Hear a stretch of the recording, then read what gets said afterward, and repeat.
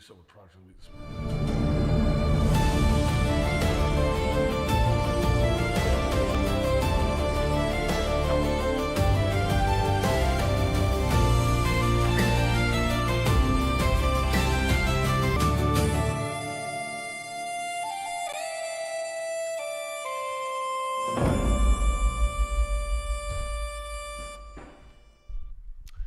Welcome back, guys. Once again to the worldwide broadcast of the Ted and Austin Brower Show, bringing you the latest world news and health research. Hope you guys had a fantastic day today. How are you doing today over there?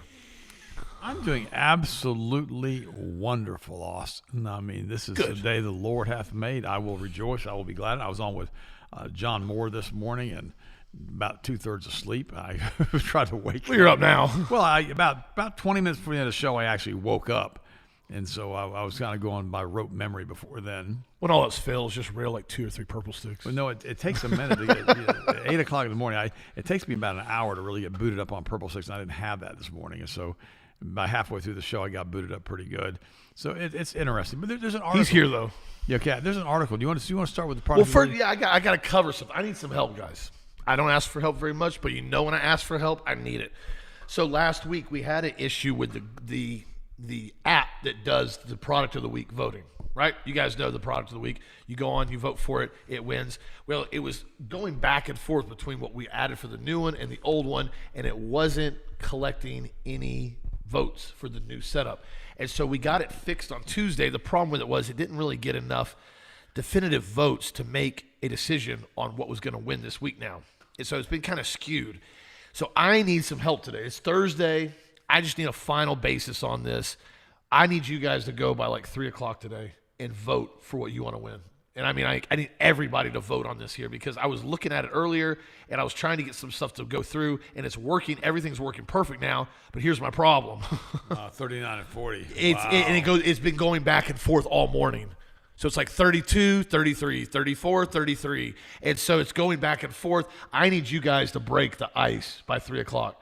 And now here's the best way for you guys to do that is get everybody you know that likes Health Masters, even people who don't even know about Health Masters, send them a link, tell them the product you want them to vote for because I don't like skewing anything. And we had the glitch earlier this week. It's fixed, but I don't want to go in here and make an executive decision and say, well, it was this one, and then I click back on it again in 2 minutes, and it switched. Well, the problem is that both those products are fantastic. I know. I use the purple sticks every day. I use the GHI every day. I have no more spots on my hands, and it's 2 staple items. Yeah, but I want a true definitive guarantee. This is the one you guys want winning, and I know, like I said, a lot of them weren't counting earlier this week, so everything is updated on here. All the votes are counting now, so I'm gonna give you guys about 4 hours.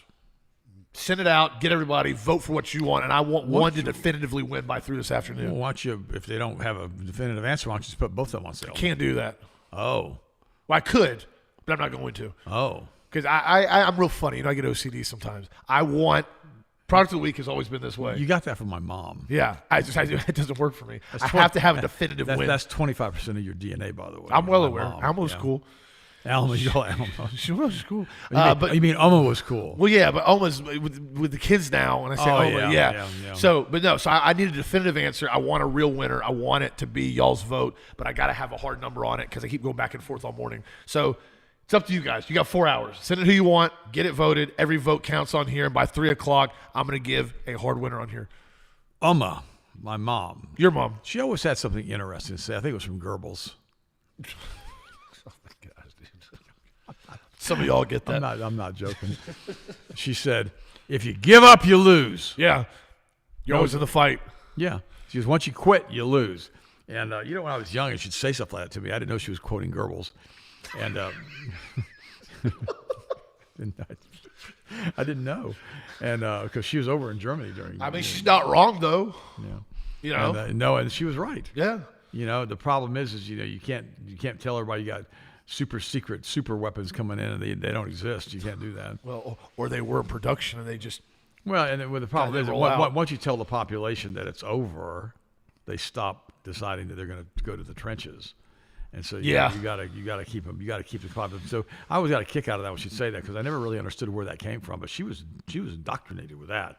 And but it's not inaccurate though. At the same time, yeah, you give up. I mean, if you're saying, well, you know what, I don't want to worry about my health anymore. I'm 50 pounds overweight. I'm giving up now. I'm just going to keep eating all day. They're giving his mansion away. Who's? Goebbels. Really giving it away?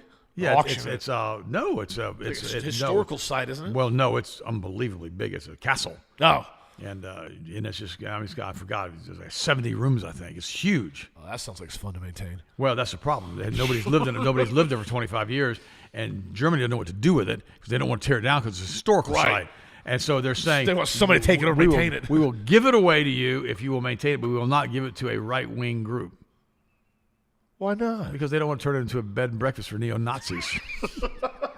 All the bedspread covers have swastikas on the covers. Oh, God. They probably pack that place out, but they won't do. But they said they literally give it away. So they said it's going to take about $50 million to restore it. Ooh, I remember you were over there with your friends that one time. They were looking at those chateaus, castles. Yeah.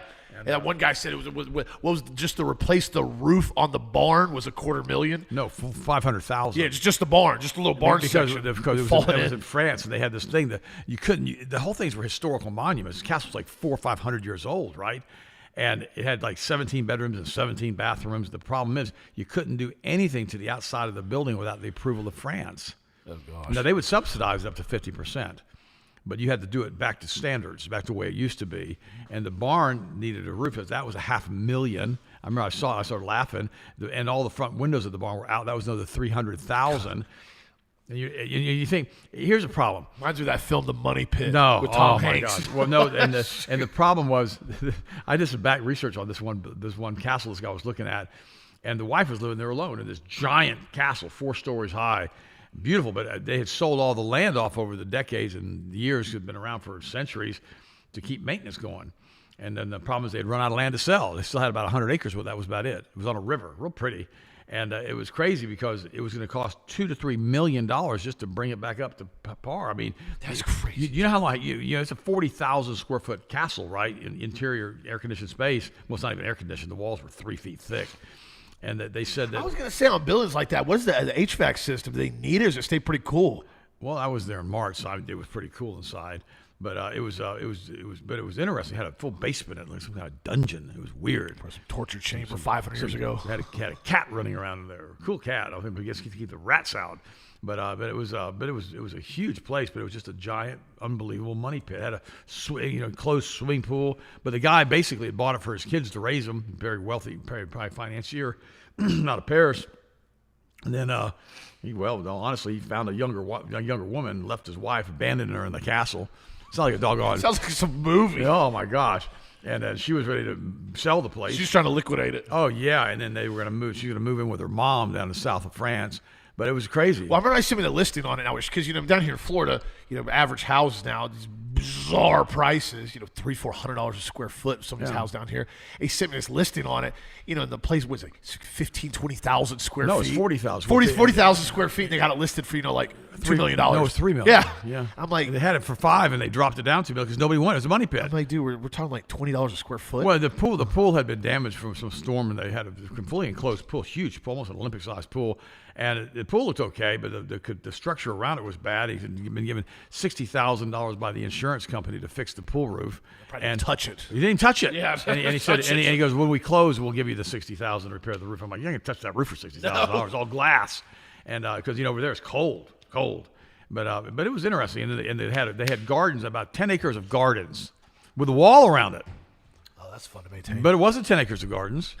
It was 10 acres of weeds. Yes. Weeds. The weeds always win if you don't keep them at bay. Oh, no, it was, and so the place was really run down. Well, a place like that. My friend said, I don't want this place. No, the landscape, you're probably going to be $10,000-15,000 a month in landscape, honestly. It actually have it looking pristine, perfect all the time with that type of acreage. No, you couldn't touch it for that. You don't think so? The whole 100 acres, it'd be bush hogged. I mean, it was awful. All those. Well, bush hog's not expensive. It's the huge flower, all the stuff they have there, the giant garden. And the weed pulling. Yeah. People don't realize how. If I found I had these giant flower beds in front of my house, right?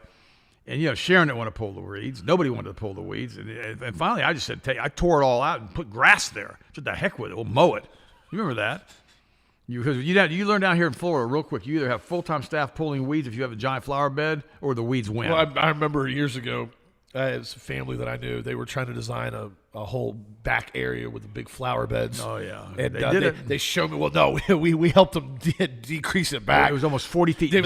They sent me this kind of rendering of it. Well, the beds go back, it's like 40 feet. It's going to be all flowers. I looked at it, I said, no, it's not happening. I said, who's going to maintain this? Oh, it's going to look beautiful. It looked beautiful for about 2 months. So this thing in Florida happens every year. It's called summer. Yeah, and it rains every day, and the weeds grow exponentially fast, and you can't pull them as fast as they grow. By the time you're done pulling some on one side, the other one's already grown. Well, no, what she did, I know who you're talking about. She basically put, mulch up there. She put a weed cover on it, which is great, and then she planted her plants, and she put, mulch. But the problem is the mulch turns into dirt. Well, now the dirt's on top of the weeds, the weed cover, and now it starts growing on top. Weeds. So now you're trying to pull the weeds up and dig them out. You can't because there's cover underneath it. It turns into a nightmare. The only thing you do, and here's the hint. You ready? You ready for the hint? Rubber mulch. Yeah, you do rubber mulch. That way it doesn't turn to dirt. Now, eventually it'll settle. You'll get dust and everything else. Will start doing it again, but it makes it a lot. What I've done on my place, I did stone, I did rocks, granite rocks, and what I do is now I hit everything with salt. You poured concrete everywhere. Why did I pour concrete everywhere? Then all the stone areas, because I won't use glyphosate. I refuse to use it on my property, so I just throw salt and everything. Salt. But don't put it on the grass because it kills it. Well, it kills grass. It kills everything. But you got beds area, got some big plants in them. You got stone. You can use basically rock salt, the small chip salt, and load it on there. There's an article. I briefly mentioned it a few weeks ago, but I wanted to cover it this morning. It has nothing to do with health or nutrition or politics. The prosperity gospel's real lie has nothing to do with getting rich. And it's a good article. It's got a picture of a preacher up there with handfuls of cash and a private jet and a Bentley behind him and a Rolls Royce. Yeah. And it says, and ask most Christians what's wrong with the prosperity gospel. You'll get the obvious answer. It promises that God would never promise it. Turns the creator of the universe into a cosmic vending machine that dispenses Bentleys and beach houses in exchange for seed offerings mailed to a man with a private jet. Can you see anything false about that? That's pretty true statement. Sounds about accurate. All we're saying, all beside the deeper point. And it says, the greatest lie of the prosperity theology isn't that God doesn't want to make you rich.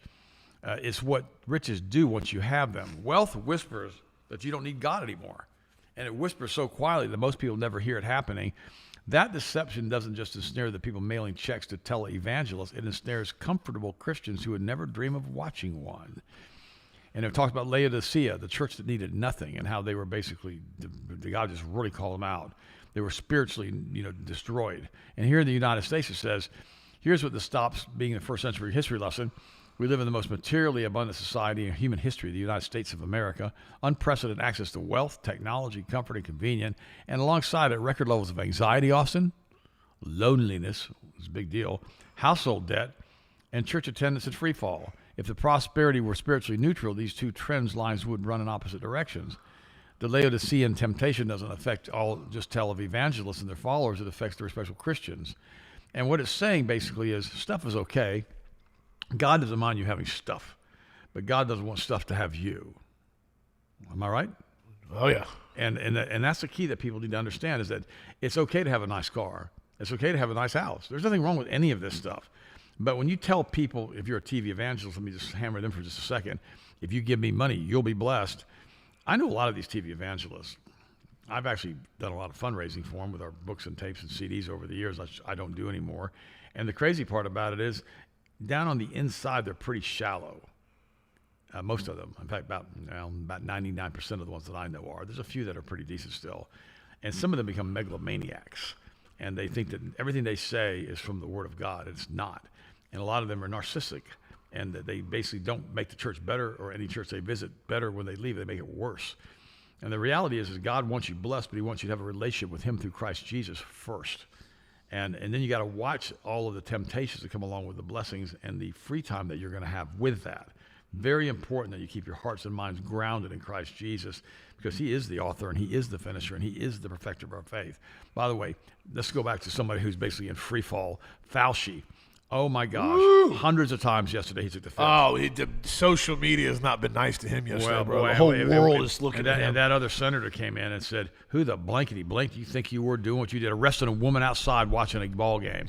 I mean, he eviscerated Fauci. Of course, Fauci Fauci, I don't think realized, what was going to happen to him when he was doing this, because he really thought he was it. He was talking about megalomania. Yeah. And now he basically has been beaten down pretty bad. Now Trump has said that he will not dispute the pardon that Biden gave Fauci. Told you. Now it's down to the states. The states will not. They are not basically handcuffed by that pardon. Not my federal pardon. No, that also the states. If you got some states down here, we've been looking at different stuff. I don't know how far it's going to go. Basically, DeSantis has not been positive about Fauci at all. So the biggest thing is we got to look at basically state felony charges against him. What he did yesterday and his behavior and his attitude wasn't the best option for what his attorneys told him to do from a legal standpoint. Yeah. Did it make him look like even more of a just slime bucket than he already was? Somebody needs to be out. I mean, he didn't even. I mean, here's the problem, because he's in this weird area because he had a federal pardon, but he was the leader of basically the NIH, and so he had this position where it's like, a pardon doesn't really fall in the area of being able to answer questions about what you were doing at the time you were leading this. It's a very gray area because now he's been subpoenaed by Congress. They're asking him questions about when he was in this federal position, and now he's trying to use the Fifth Amendment, which technically doesn't apply to what his situation was because of his position in power as a federal government agent. So he's got himself really in a rock and a hard place, and good riddance. I hope he continues to get eviscerated, and I hope the states have enough guts, so should I say, to try to put some charges on this guy. Because, I mean, the problem is he's so smug about it. That's what makes everybody so sick. He got it. Yeah, the dude looks like a rat in the face. He is a rat. And, I mean, and he didn't want to go to prison. That's why he's doing it. I'll give him credit, though. He's doing a better job than Roger Stone did. Well, it's his attorneys. He's probably got 20 attorneys that they prepped him for that. They probably said, you shut your stinking mouth and you don't say a word unless you want to go to prison. Well, he looked like such a complete, total ass. Excuse my language. Yesterday, one of the Congress guys goes, Mr. Fauci, what color's your tie? You see that? He goes, barring something with my attorneys, I plead the Fifth Amendment. He asked what color his tie was. He goes, Dr. Fauci, what color's the floor in this room? Fifth Amendment. I mean, the whole time, I'm just complete and total disregard. Well, see, that's a legal tactic. What they're trying to do is get him to answer some questions and not use the Fifth. And when you take the Fifth, you're supposed to use the Fifth. I remember years ago, I had a witch attack me. Oh, yeah. You were there. And we brought her before it was just, I'm talking real witch. In attacking, what he's referring to, she actually started to send him letters in the mail. Well, no, she actually slammed a gate into me down at the lake, too. She attacked me. Oh, yeah, but the letters were worse, though. And we took her in before a restraining order hearing. And the judge allowed her to answer certain questions, and then other questions she pleaded the Fifth. And our attorney objected. They said, you can't do that. You're either going to plead the Fifth or you're going to answer questions. Right. But this judge was, I think, compromised, and he allowed her to answer what she wanted to answer and plead the Fifth on the rest of it. And I'm like, okay, this is great. Well, the sad part about it is you got to ask yourself a question. Is Fauci ever going to be held accountable for what he did? With Trump saying that he's going to uphold the pardon that he knows was done with an auto pen, the answer is no, he will never be held accountable. Because he's smart enough, because he's going to leave with his bank account with his multi-millions of dollars and basically live the rest of his life out and get out of public view. If I was Fauci, I would probably leave the United States of America, just saying, find another place that nobody knows who you are, good luck, and basically start a new life. But he's not going to do that because he's too arrogant and he's too smug. So it's sad to me because the same group of people here that have backed Fauci have now said that scientists say we need to have half the Earth's population to 4 billion to save the planet. This reminds me a lot of the Avengers movies with Thanos. Remember, he wanted to wipe out half of the population of the universe, Austin? Remember that? And he got his Infinity Stones. He snapped that little finger. Pretty confident Thanos is a little hat.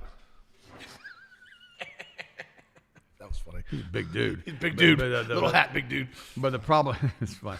It made me laugh. But the reality is that he took half the population of the entire universe out.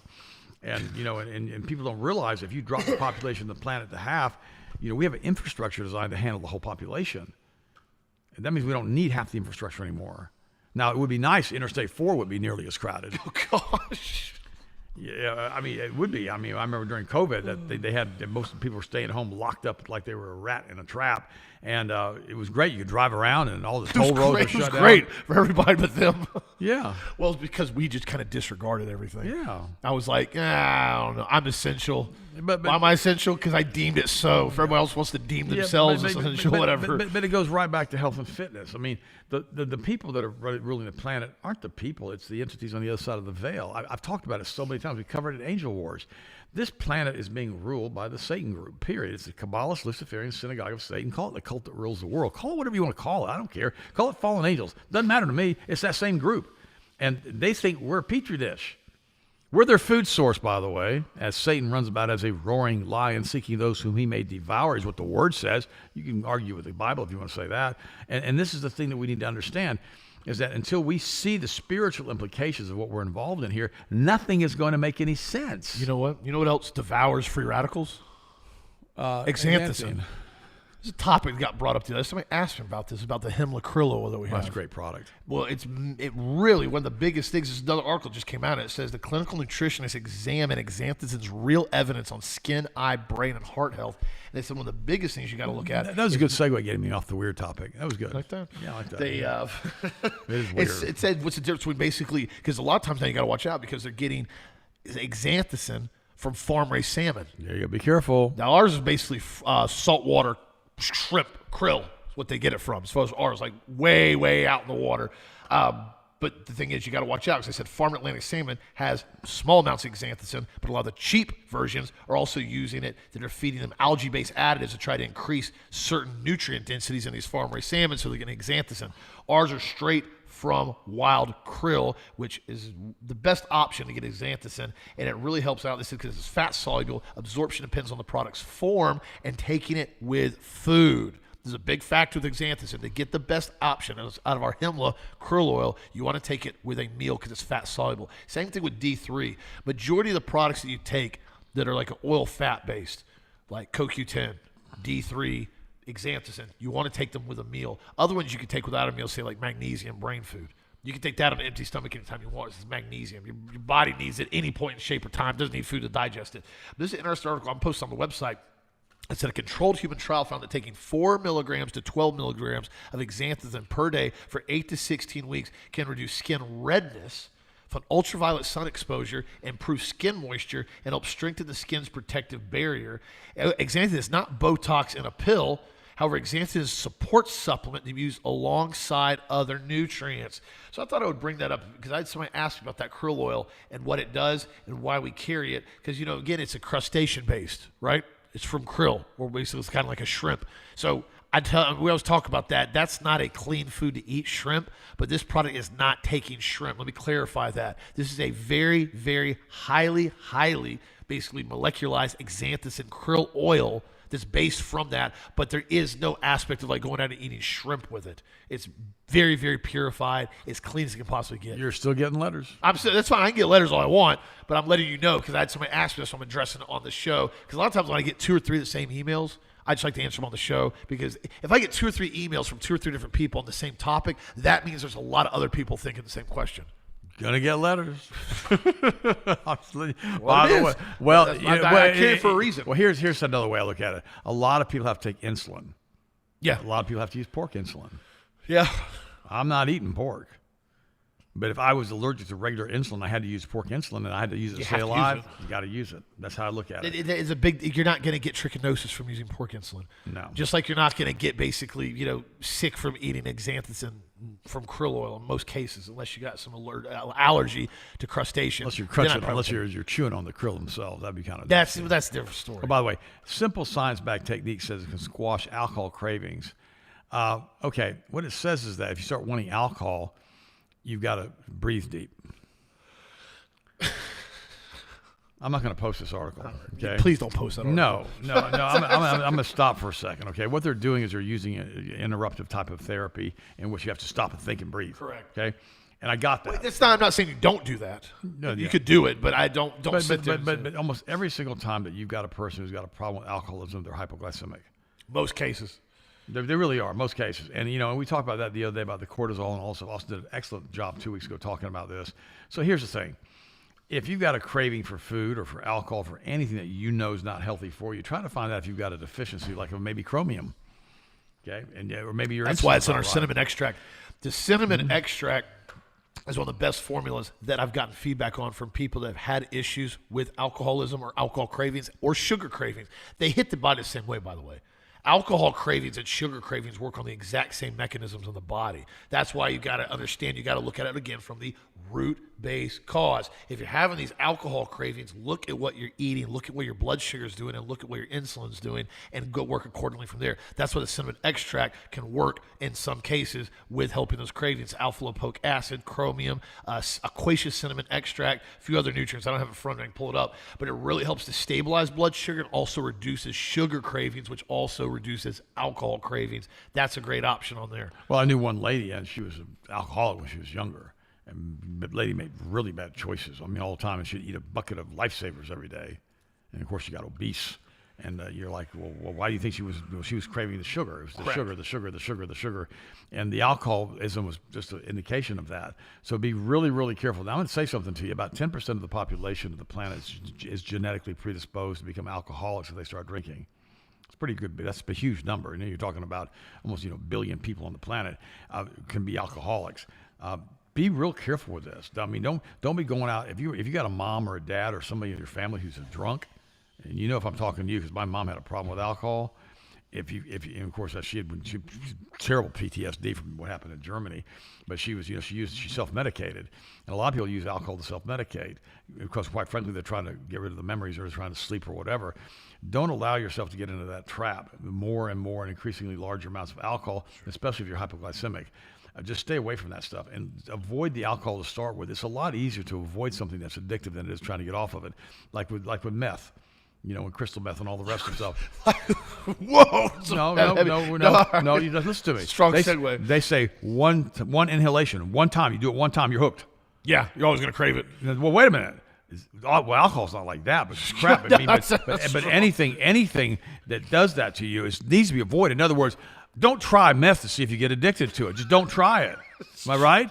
You're not wrong. And if you got family members that are drunks, maybe you don't want to drink. Well, and also do your research as far as don't try to make excuses. Own something. Don't sit there and go, well, the reason why I drink every night and I drink 3 bottles of wine is because it's got resveratrol and it's good for my heart. Well, no, I've got a friend of mine. His brother's an alcoholic, almost died from alcohol. His mother's an alcoholic, and he wouldn't touch alcohol for nothing. And all of a sudden he started drinking wine. Now he's got a wine cellar. And then his wife told me he gets drunk every night. I mean, he fell into that trap. And now he wants to be that connoisseur of fine wines. Now he owns a winery. And you're like, what the heck just happened to you? You did for one time, you wouldn't even touch it. It's the little things, the little failings, little foxes that spoil the vines. If you're going to be around people that drink and you've got a problem with that in your family genetics tree, just be blunt about it. Say, look, I don't drink. Yeah. My mom was a drunk. I don't drink. My dad was a drunk. I don't drink. I got alcoholism in my genes. I don't drink. And they're like, oh, are you so sober? No, I don't drink. I'm never drunk. And they're like, you mean you don't get drunk? I don't drink. I mean, I can write this out in triplicate if you want, but this is something I don't do. The cinnamon extract here. This is the one I was cinnamon talking about. Cinnamon extract is great. I was wanting to pull the ingredients up on it. Chromium, American ginseng, alpha-lipoic acid, green tea extract, Genema 5-1, and cinnamon 10-1 aqueous extract. From alcohol to sugar to junk food cravings to basically high fructose corn syrup cravings, this product is incredible. This has been one of the longest standing products we've had for blood sugar, and one of the reasons too we put together is because we also have the cinnamon extract and berberine stack. This is a glucose and fat metabolism melting stack. You want to talk about burning fat? You want to talk about getting your blood sugar under control? You want to talk about getting and doing cardio and exercise and having this compound that? What it does if you're doing cardio, you're exercising, you've got this like kind of 1X. Your body's burning fat. You're trying to eat clean. When you take this, it like sends up a giant bottle rocket with it. It all of a sudden notifies your body, okay, we got blood sugar under control. We got berberine ultimate. We got that high berberine.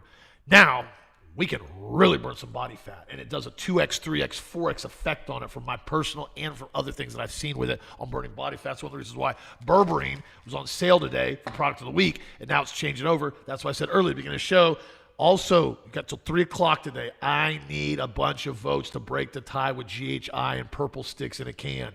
Anybody anybody's interested in something, let's get them on the site to vote for which one you want to win. Because they're not going to know if they're on the site. It's like, hey, here's the link real quick. Vote on purple sticks for me. I had people do that for me before and stuff. They're like, oh, just sweepstakes. Vote on this. I want to win. Okay, winner, win. So Do that for me on here. But when it comes to basically the berberine and the cinnamon extract, those two are incredible as far as stacking them together. They're great products. By the way, I was on with John Moore this morning, as I told you earlier, and I asked John, I said, can the United States defeat Iran? Depends on what kind of conflict. And I said, without nuclear weapons. Because the entities that run the planet aren't going to let us nuke each other anymore anyhow. It's not going to happen. They don't want us doing it. See, we're in a hologram. And so it's an energy field. Nukes have a tendency to really disrupt that. They disrupt everything. They don't like you detonating nukes in a hologram. It does weird things to the holographic image. So they don't want us doing that. That's why they showed up back in the 60s with their little spaceships, and they shut down a whole missile silo area.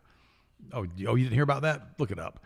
And so Trump says he's exasperated as his top officials at odds over the Iran war strategy because the Iranians, when they die, remember, they get their virgins, I think 70 of them, upon death. 72, I think it is. Isn't it? Well, they're so excited about that. They're so excited about that. So that seems like a lot of personalities to deal with. I'm going to throw that out there. You know, if that's a lot of people to deal with, bro. If polygamy was real and it was legal and it was okay for Christians to do all that, would I have 72 wives? The answer is absolutely not. Sounds distracting. Getting anything done. Sounds awful, actually. And but these guys, they've been inbred a lot, so their IQs are pretty low, and so they're all excited about it. So when you have a group of people that are willing to jump on grenades and do all kinds of stuff, just run around with the S vest everywhere. Oh, I don't like him. Clack. Like, bro, there's other ways to have conversations to handle conflict. We don't have to run around with suicide vest on. So the problem is you got a whole nation that's willing to die for what they believe, but you got to give them credit for that. And then you have a decentralized military with a whole bunch of generals running around with their own little missile cache. Well, no, from a standpoint on that, it's pretty wild as far as how it operates. Austin, we were in Afghanistan for 20 years, and they whipped our butt. They whipped the Soviet Union's butt, too. The Soviet Union completely disintegrated because of Afghanistan. It bankrupted the Soviet Union. And, then we decided to go in Afghanistan. The only reason we did that was for poppies. And then once we discovered fentanyl, we left there with our tail between our legs. And that's the only reason we were in Vietnam. No, don't forget, when we left, we armed, basically, the Taliban with, the largest weapon cache in existing history. Yeah. I had the whole numbers on it. I talked to the guys who verified it. I think we left them 83,000 machine guns. I don't even know how many doggone MRAPs. We left some helicopters. Humvees. Thousands and thousands of armored Humvees. We left them helicopters. We left them night vision. We left them body armor. We left them our entire military cache. But, hey, you remember, if you put a stock on your pistol, it's suddenly an SBR. And you got to watch out because, ATF will come after you on that one. But, hey, Taliban's got hundreds of thousands of heavy weapons now because of us. But no, and so we. It makes sense. So we left Afghanistan. We left Vietnam with our tail between our legs, growing poppy over there. We left, just what we do. CIA runs the world. They don't run the world. They run the world with organized crime. They manipulate the world. They don't run it. They manipulate it. With organized crime, CIA, Mossad, and MI6. You got a cache there of the villains of the world, and so they're professional liars. That's what they do. Well, they're professional assassins. They're professional liars. Yeah. Their entire job is to manipulate, obfuscate, and control. That's all they do. You saw that piece of slime Lindsey Graham yesterday talking to Benjamin Netanyahu. Yeah. We watched the video of that one. Do you want me to push Trump to get in, fly with you guys to basically do airstrikes in Lebanon? Netanyahu goes, that's going to push it a little too far. We'll handle that on our own. You guys focus on You think about it. Benjamin Netanyahu is handling it better than one of our own senators did. Yeah. As much as I dislike Netanyahu, yeah. He's like, no, it's going to be too much publicity. It's going to look too bad. We don't need to do that. Maybe later, but not now. Lindsey Graham goes, okay, that's good counsel. I'll tell Trump we don't need to include ourselves in your Lebanon bombing. I don't know what to say about this. You a puppy? You a dog? You on a leash? Yeah, he is. He was. Yeah. He probably liked that kind of weird stuff. He liked the little fairy wands, too. It was interesting. That was... But John said the same thing that he does. Remember, Rome went after Persia. This is Persia we're talking about now with Iran, and Rome couldn't conquer Persia, and that was the greatest military in the history of the world back then. I mean, nobody ever seen anything like that. Legions of troops went into Persia, nothing, back out. So when you got a group of people out there, and that was before Muhammad, by the way. That was before Muhammad. That was before the 70 virgin thing. That's true. I didn't think about that. That was before Muhammad. And so they still couldn't bring them down. So, when you got a group of people that are willing to fight like that, they're not going to just say, okay, by the way, we're going to... They think we're the great Satan. And actually, our whole military, not is being run by the people that really kind of are the great Satan. And it's sad to me, but it's true. This is crazy. Here, I'm going to cover this article. Energy Department now has issued emergency order to secure power grid in 17 Well, yeah, US the data centers are sucking the juice out of everybody. I'm like, you're watching the problem continue to expand, and then you're watching everyone go, we don't know why this is happening. The power grids are shutting down. We have to reduce power intake and consumption. And we haven't even, by the way, we haven't even seen AI data centers go into real true effect yet. They've only been operational for the last couple of years as far as going into operation with construction. They're not even a full center yet. Majority of them are still even up and running. And so it kind of sits there and makes you go, is this controlled theater again? Is this wag the dog? Is this, we're having issues with the electric grid while the AI data centers are quietly sucking all the power. They're going to tell all the peasants, well, listen, the only way this functions now is you got to get smart meters, and you got to have smart thermostats, and you have to have smart stuff in your home so we can control it. Because they already did this out in Colorado. They've done this in multiple areas. You get a thermostat in their smart thermostat. They tell you, we're going to give you like $12 a month credit to have a smart thermostat. I covered this last year. And then all of a sudden they say, well, by the way, at peak hours, your thermostat's going to be restricted to 78 degrees. What? If I'm paying the bill, what does it matter? It's restricted. I mean, now you've got basically the Colorado River now. AI data centers been pulling so much water out of that. One of the data centers over there, Arizona, everybody's like, dude, the river's going dry because AI data center. But it's okay because, you'll have better photos on your cloud that move faster with your AI renderings. You can't really make it up, dude, as far as what they're going to this level of just manipulation and lies. So, again, another reason why we've been pushing so back on these. The problem is these AI data centers have huge money behind them. When you got BlackRock, which is a $14 trillion, equity firm, they're managing $14 trillion in assets, and they're backing an AI data center, and the local community wants to file a lawsuit. It's just, how deep of pockets do you want to go? How big of a hole do you want to go with the attorneys? How much cash do you want to sink into it? And that's the problem you run into with this stuff. It's true. How deep you want to go. In fact, one of Fauci's attorney was forcibly removed yesterday from the hearings.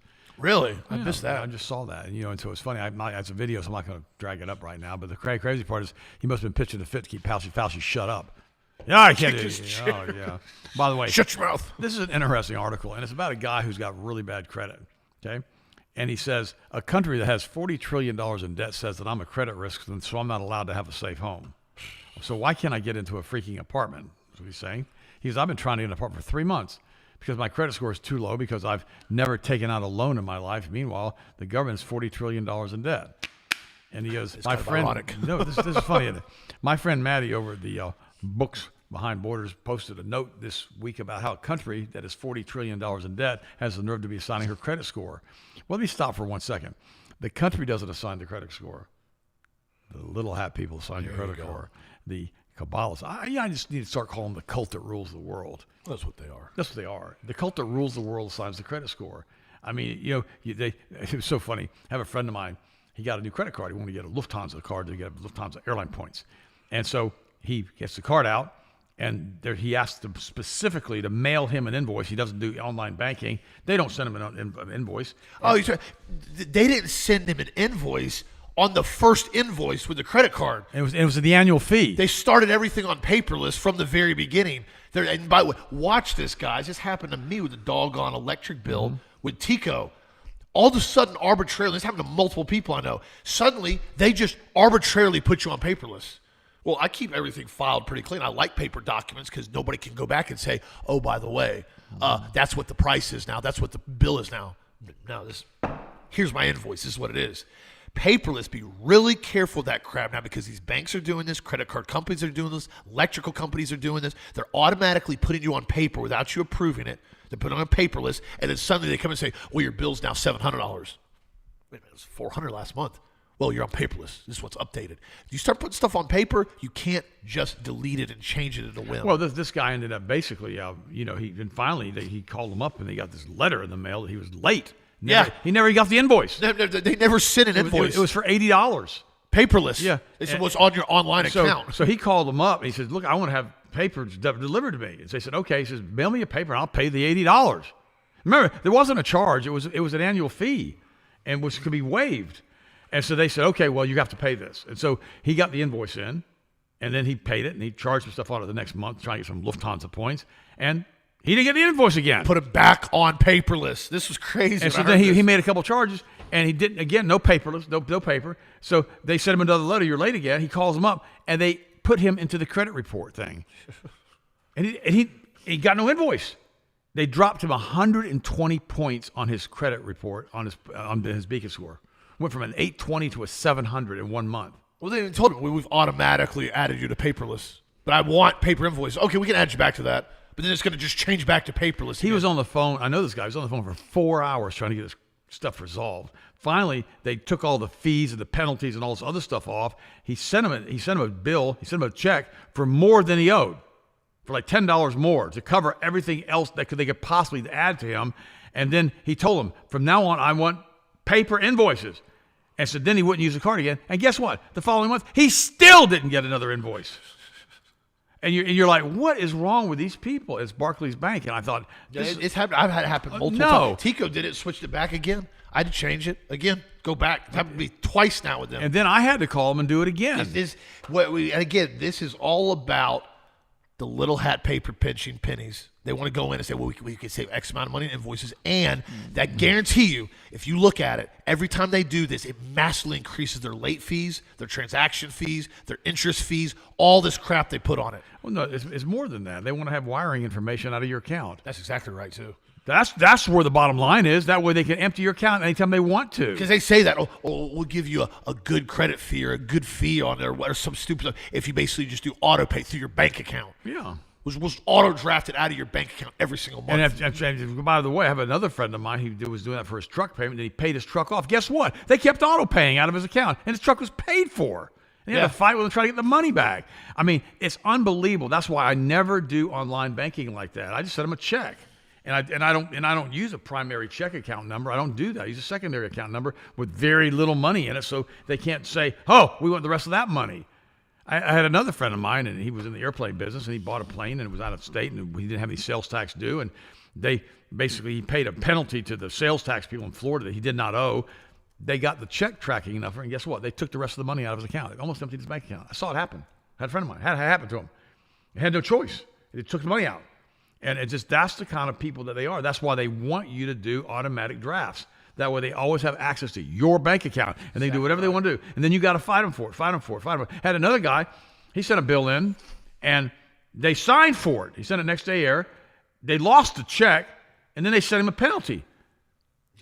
And a credit report thing again. And my friend has a copy of the person who signed for it and all the rest, and now he's having to dispute it, because he went ahead and paid the bill again, and then he had to put up a stop payment on the original check. And it goes on and on and on. And it's all about what you said, Austin, late fees and penalties. Yeah. That's what it always comes down to, man. I remember greed and avarice. What it was. I don't have it was a couple of years ago I covered this topic. And it was saying, like, with credit card companies in aggregate over 1 year, just the penalties and late fees. This isn't interest. This isn't other stuff. Just the late fees and penalties equated to like $3 or $4 billion for each credit card company. Billion.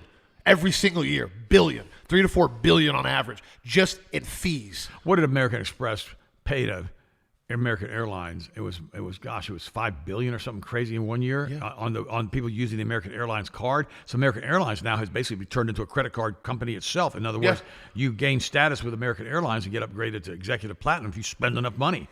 And because they want that money, because they were making more money as far from a net income standpoint on the credit card fees than they were in their operations. Whoa! Well, it's a huge bottom line boost, isn't it? I remember I was flying one time with American Airlines, and there were a bunch of people in the front. They were all there because of credit cards. They were all executive platinums. And I thought to myself, this is interesting. It's not an airline anymore. It's a credit card processor. And that's one of the reasons, because people love to fly free. That's one of the reasons that we now at Health Masters are putting together a point system so you can earn different credits and different statuses with Health Masters. Brower bucks. Yeah. So my own ecosystem. But you're right though, Austin. Now we've got all these states basically. You brought this up a second ago, fearing as 17 states issue or placed under emergency power use. This is why they killed the EV market. Because the power They station. had to pick one. They wanted the data centers. They wanted to enslave you with the data centers. Well, I think they figured the data centers outweigh the control and monitoring of the EV. Trump straight lies. Everybody's going to become super wealthy because of the data centers. Pissed me off the other night. That's not true. It's not true. And hey, they're talking about building thousands of them. I said this in the beginning. What happened? Who's paying for this? Oh, that's right, the little hat people. Well, yeah, the top three. What happens is they need all these ones that are coming in and they're fighting. As much as this is psychological, this is understanding, this is the art of war. What they're doing is with these small data centers, these minor ones. When I say small, they're still like humongous, million square foot building like Amazon. They're doing this in certain areas, and they're doing it to set precedent. They're seeing what the roadblocks are going to be in these areas, how hard the pushback's going to be. We saw that with the mini warehouses. Yep. And then this, like the one in Lakeland. They put together this proposal. They want to put one over in Lakeland. Well, they had a massive blowout in the local community. Like hundreds of people showed up at the city commissioner meeting in Lakeland because they're putting this like residential area. Well, now I've gotten information that basically there's an area over off I-4 right by Polytech that they pretty much are deeming to put an AI data center because they're not going to get any blowback, because there's no housing around it. It's all zone commercial, and it's going to be an easier spot to put all this stuff in. So what they're doing is they're figuring out where they can shove these things in, and the more they get in, the more lawsuits they win, the more money they spend and override city and county, and more bribes they make, in my opinion. Because quite frankly, some of these city and county commissioners, in fact, when you see some of them, and they're voting unanimously across the board, 7-0, vote in favor of the AI data center that nobody wants and everybody's been fighting about, you got to ask yourself a question. Who behind the scenes is getting nice little Christmas pack bonuses in their pocket at the Christmas party? Because I've never seen any time where you have an unanimous vote on a county or city commissioner board for something that nobody wants unless there's people behind the scenes. And I've seen it personally here in Central Florida. You got a group, everybody shows up every single meeting, protesting, mad, pissed off, giving you legitimate reasons why we don't want to have something here. And the county votes, approved, 7-0.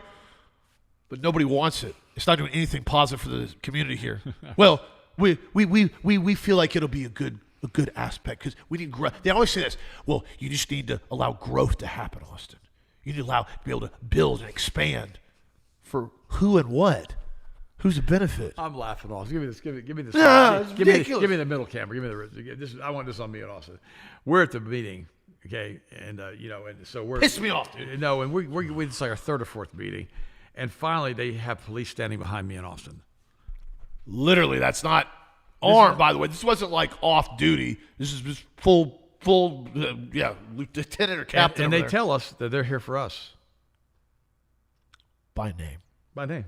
I can't even make it up. Because he and I have been raising hell so much, literally raising hell. Granted, I never made threats. No. Not one time. I didn't make a threat. I didn't make any type of gestures. I brought up very, very valuable questions that nobody can answer. Yeah, but the problem is you intimidate them. I mean, you're 6 foot tall. You're over 200 pounds. You're ripped, shredded. I just don't.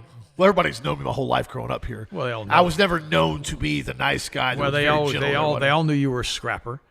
They all knew that. So they knew you liked to street fight, which is terrible. I never taught him to do that. I don't do that. You don't do that anymore. I know.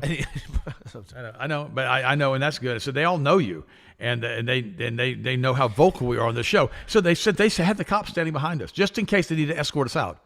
Give me this middle camera, and I remember I spoke to another man who basically has a huge insurance agency. Yeah. And I said, "Are you going to go protest this with us? These mini warehouses?" He goes, "It won't do any good." And then I spoke to a former county commissioner. He says, it doesn't matter. If the powers to be, which is the Masonic lodges, if they want to have this here, there's nothing you can do to stop it. If 60,000 people show up to stop it, they will still vote for the mini warehouses. And I said, no, it won't. He said, yeah, you'll see what happens. And they were right. We have the mini warehouse. Now, mind you, they did get rid of the orange and yellow color. Well, the one thing we did do. They did get a turning lane. I didn't take it as a win, but what we did do, because it went on for almost 2 years, and we raised such hell about it repeatedly every time, they kept coming in and trying to throw us bones to make it better. Because the original plans that they were trying to push through, it was insane. No turning lane. Zero turning lane, zero ability to get in or out, zero coverage on it. There was going to be this big, giant orange warehouse building. And yellow. Orange and yellow. And all these different things. And finally, we kept bringing all this valuable stuff up. And then we'd bring it up. Everybody else would bring it up. Finally, and their attorneys would change it. Yeah, we'll do this for you guys. It's going to be a great option. We're like, no, still sucks. Still going to get mad about it. The planning committee basically voted unanimously against The it. planning committee did. They did. They came and said, no. And then it's funny, the next meeting they have with the city commission, remember the guy from the planning committee has a massive heart attack in the middle of the meeting. You know, I forgot about that. Oh, they had to haul him up with an ambulance and a stretcher. Remember that? I forgot about that. The planning committee guy had a heart attack. Now, are you saying something nefarious happened? No, I'm not saying that at all. No, but remember it postponed all that stuff. But it was that stressful. But also, too, it postponed. I forgot about that. Really? And they came back and said, we're going to postpone this now. Yeah. And then, that was interesting. And then the city commissioners come in and voted, but it wasn't unanimous, but they voted to put it through again. Well, it's always funny to me. I've always got a kick out of this when majority of the people in the county commissioner and city commissioner are all real estate or tied into real estate. I brought that up, too, to one of the guys there at one of the last meetings. Here's the biggest piece of crap our county's ever seen. I mean, he even got in trouble with the county for basically the state of Florida took him out of office. Yeah, and then of course he went to the Auburndale County Commissioning, City Commissioning, and I told him, I said, who's to gain off this? Putting in another 5,000 houses over here with 6-foot setbacks with no road, 7 dwellings per acre, 2-lane road. Who's the benefit for this? It's not the community at all. You know, well, you don't stand. It's going to be based like celebration. You're going to be able to. He says flat out, you're not going to have to worry about traffic because everybody's just going to use transportation or bicycles. Total lies. I said, we're Auburndale. We're an Orange Grove town. The infrastructure isn't even mildly laid out to be a grid like that. Everything's a 2-lane road back through the woods, and you guys are making everything housing. And one thing we did do in the county, we got them to block the basically medium density housing that they were trying to upgrade in the area. That was going to be insane. They went right down the road and did it again another place. They did it again. Oh, by the way, I heard a priest yesterday talking. And years ago, I knew this woman, and she had these Buddhist statues all over her house. I'm going to give you some teaching here that you need to hear right now. And her life was so disruptive, she was a complete and total loon. Her dog was so schizoid from being around her, it would run away from her every time she came into the house. She'd have to chase the dog to hold it. And finally, I'm sitting there talking to her one day. The dog jumps in my lap because he just wanted some kind of sanity in his life. I kid you not. And, so it ended up being one of those situations that she's just a weirdo. I don't really associate with her anymore. And I warned her. Her mom was a strong Christian, and she told her, her mom was living with, says, you need to get rid of these Buddhist statues. This is a foreign. This is another god. You got to get these out of here. No, she doesn't listen, but she didn't listen to anything. She's the same one I told you about. I was going to have both of her breasts cut off now because she might have some chance of getting breast cancer someday down the future. And she's schizoid. She's like, it's just crazy. And so I heard this priest talking about it yesterday, and he said there are things that you have to do in your bedroom at night and in your home. And this is interesting. Here's what he said. He says, never have a mirror facing your bed. That doesn't make any sense. No, I'm going to go into detail with this. Mirrors are used by the occult for portals. Remember that one Keanu Reeves movie? And they have to use that mirror to get that demon to come out of the woman. It goes into that portal. Yeah. And he throws it out the window. And he says, you don't put mirrors. And this guy's an exorcist, by the way. He actually drives demons out. I don't have mirrors facing my bed. I was thinking about that, all the setup on it, but okay. Yeah, but so then he says, no mirrors in your bedroom at all, period. None facing the bed. In your bedroom? Not facing the bed at all. None. That's odd, okay. Because he said they're portals. And I remember I thought to myself, well, that's interesting. And, as below, as above, so below. They're using this in all these occult ceremonies. Then he said, never, ever have devices like telephones and tablets and TVs in your room because they're a distraction. They put out a lot of blue light. And a lot of times people get involved with this stuff and they, get what we talked about it. They start ignoring their spouse and they start watching the TV all the time. That is true. Well, you're wrapped up on their iPad all night. Well, no, he says, don't have this stuff in there. Now, I'm going to say one more thing. That affects the pineal gland and production of melatonin, too. He didn't bring that up. And then he said, don't ever have religious or spiritual objects from other religions in your home. I agree with that. Like Buddha statues. And it's so funny, I told this woman, I said, you got to really get rid of this crap. And she goes, I'll never do that. They're not blah, blah, blah, blah. Well, her whole life's a disaster.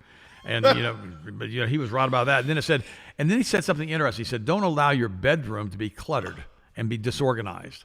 He said, don't have clothes hanging over everything. I know this one woman, she's a complete loon, and she was married to this guy, and they got mad at each other, and she stuck him in the doghouse.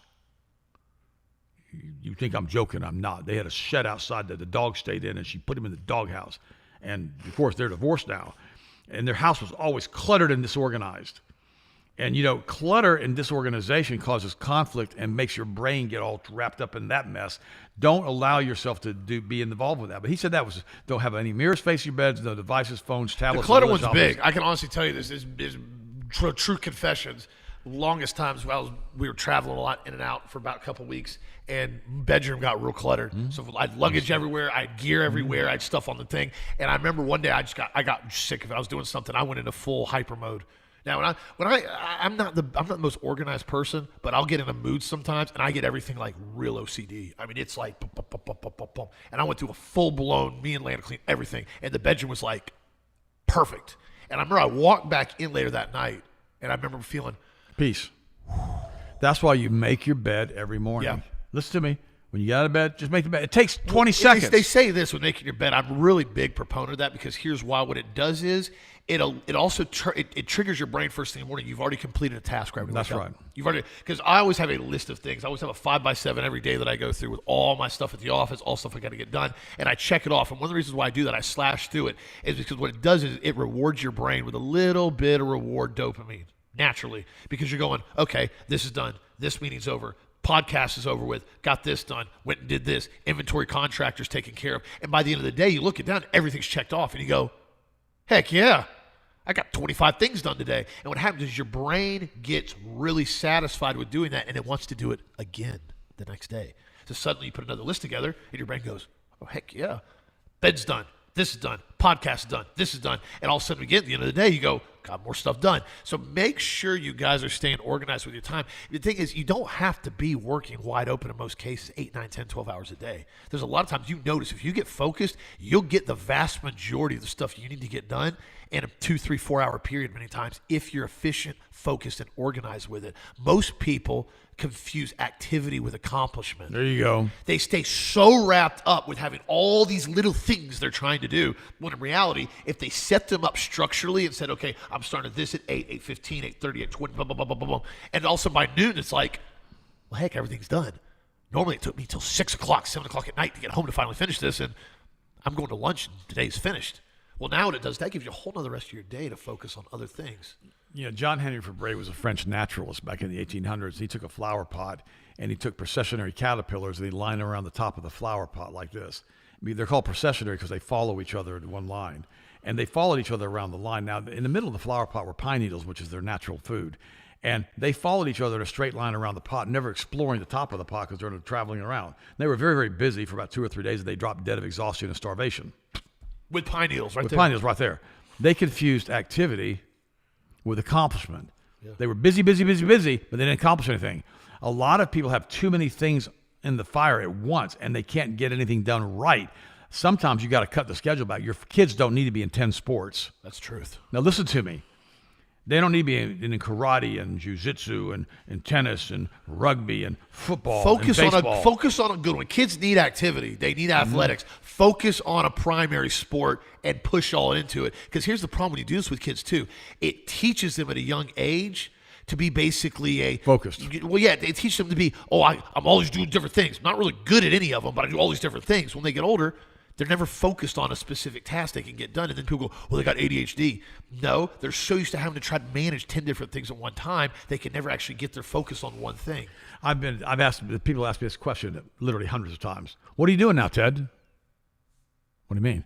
For work, what are you doing? Same thing I've been doing since 1981. What do you mean?